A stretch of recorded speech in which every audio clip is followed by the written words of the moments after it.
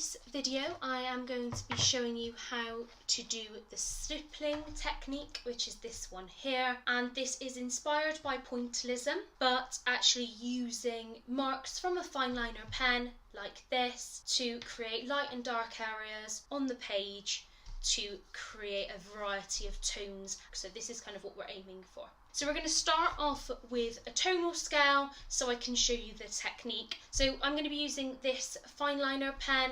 So the tonal scale has 5 boxes. We're going to start with the darker and then we're going to go down to lighter, and these 2 boxes here are for learning about blending between the tones using the dot technique. It's really important that you take your time and go carefully with this. Please don't press hard or bounce on the pen. That's not going to help you go any faster, and it will just break the pen more easily. So for the first box, essentially the technique is placing lots of dots. Now I don't do this in a line, I do this more randomly. So I'm moving the pen around the box. You might want to do it from directly above. Sometimes that's easier, sometimes it's easier to do to the side. I'm just pressing softly and gently, and I'm just moving the pen randomly so that I can fill in now any white gap. And the idea is that this is your darkest tone. Basically, the more dots there are, the darker it will look. The less dots there are, the lighter it will look.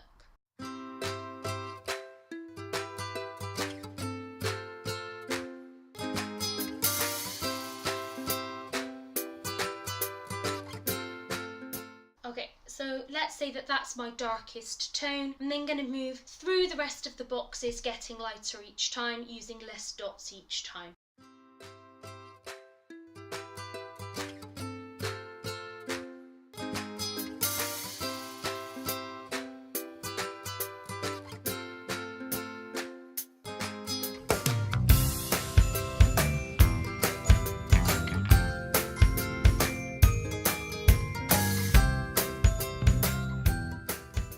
So I've completed my tonal scale now, so I have my dark tones and then getting lighter.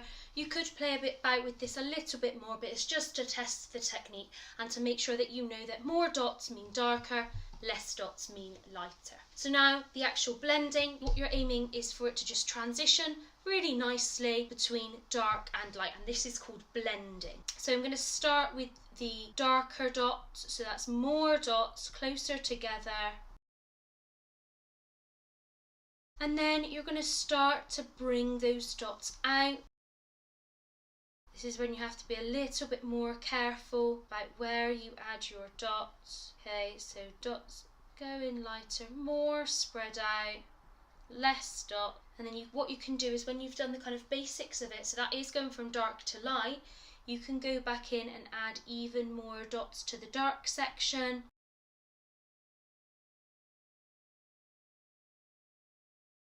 To merge it in like that. So I've now got dark going through to light. I have already drawn out a part of a logo, so this is part of the Chewits logo, and the idea is we're going to fill in the background with these stippling dots. We're going to leave the letters just as white, just like I did on this one. You can see the background has been stippled, but the letters remain white.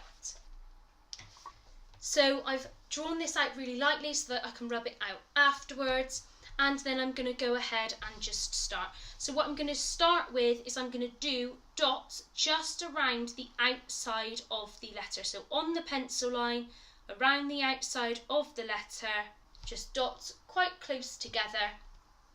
And then I will start to bring it out. So just like we did with the blending, you're starting with the dots closer together. This will help the white of the letter stand out, and then you're coming out lighter. So the dots more spaced apart. So I'm going to just make this bit a bit darker.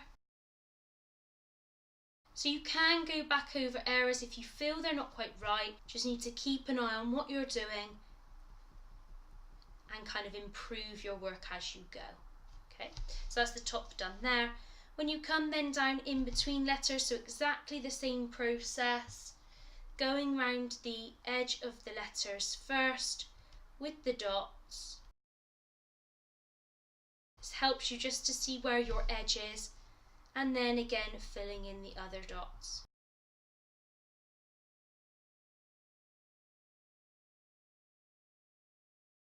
Think about areas that you want to be darker and areas that you want to be lighter. This will just add more interest to your work. You don't just want to fill the whole space with the same kind of dot.